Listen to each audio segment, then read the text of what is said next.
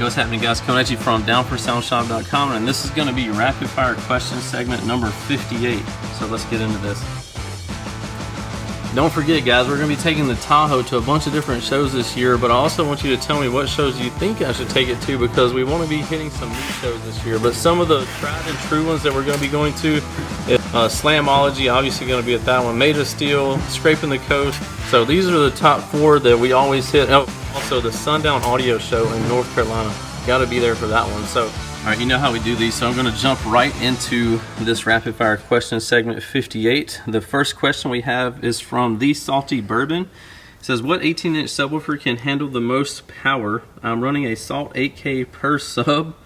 Hard to find a sub that can handle that power. I bet you are. That's like, you're running basically the same power I am on my custom Sundown Down for Sound Team Neo 18. So that's probably what I'd recommend, something like that, or the Sundown SDDNs they just came out with, Defcon's 45 15s, 45 18s, something along those lines is going to be your best bet. But you have to realize, like, at the end of the day, you have so much power for a single subwoofer.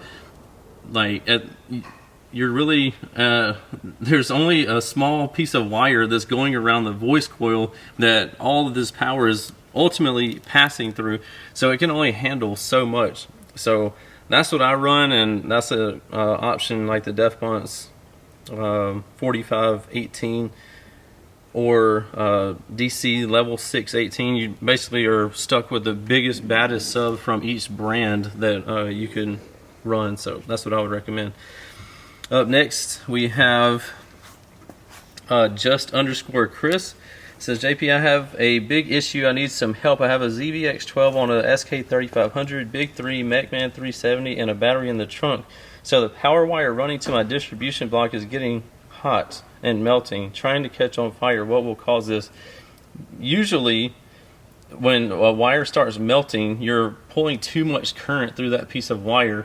And or it could be a loose connection right there. If it's like right where your distro block is and it's happening right there, it could be a loose connection or a combination of the two. Also corrosion in there, like making it where it doesn't have a good connection. It'll build up heat and cause it to melt like that. So you need to check for corrosion first. Make sure your connection's tight. Then if all that's good, you need to increase the wire size because you're pulling too much power through that piece of wire. And or add another run of, say, 0 gauge. If you already have a piece of 0 gauge, you shouldn't have any issues anyway if you have OFC, good quality wire. But if you are, then add another piece of wire so you can carry more current through there. Up next we have Frankie RMZ. It says, I plan on getting a single Sundown XV312. What would be a good JP amp to run on it, and what electrical upgrades do you recommend? I have a 2017 Silverado with a stock alternator. So I would recommend at least a JP33. You would need to, at that point, I would definitely suggest upgrading your electrical, getting a 240 amp or 370 amp alternator, 370 if you ever plan on going bigger than this setup. If not, a 240 will probably suffice.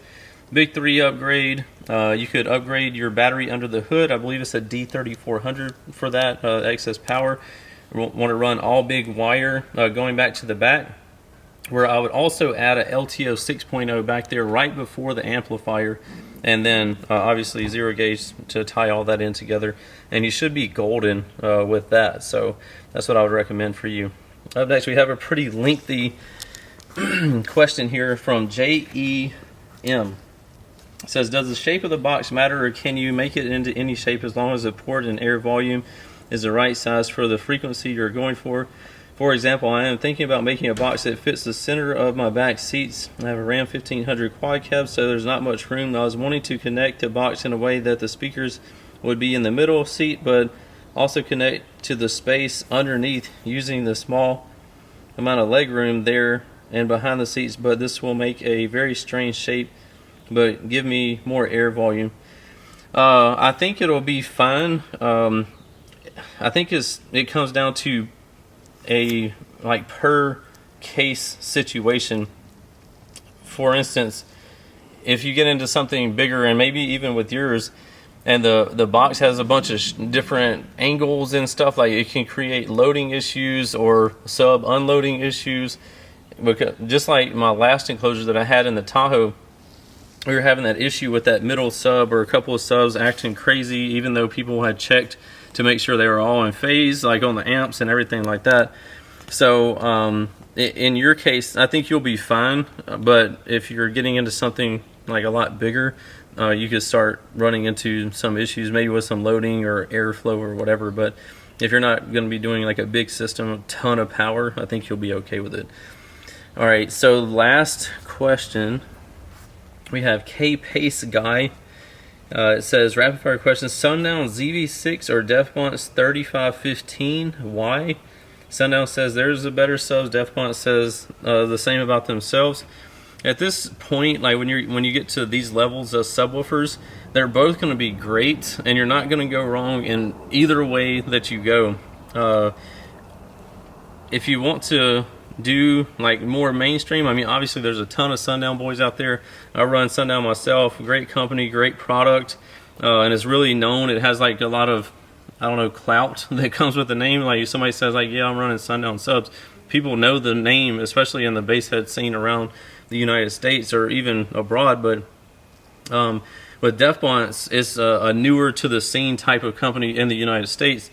So not as many people know about this brand, even though it's a great product. So if you want to be a little different, run something that's kind of against the grain in a way, or being more unique, get the Defcon subs. Again, the Defcon subs, amazing product, amazing company as well. So again, you're not going to go wrong either way. So flip a coin or pick the one that you think looks cooler. You'll be happy with either one of them. I appreciate you joining me in another rapid fire question segment video. If you have any questions, drop them in the comment section below and we'll try to get them answered up for you. If you need anything, hit us up, downforsoundshop.com, or you can give us a call, 702-701-9800. Later. Happening, guys. If y'all enjoyed all the hot content that you saw in that video, be sure to follow me on YouTube, Facebook, TikTok, Instagram under the Lifer Price, and also Down for Sound Shop on Facebook and Instagram, and don't forget Snapchat. I'm JPD4S on there, so be sure to check me out there. We'll see you in the next one. Later.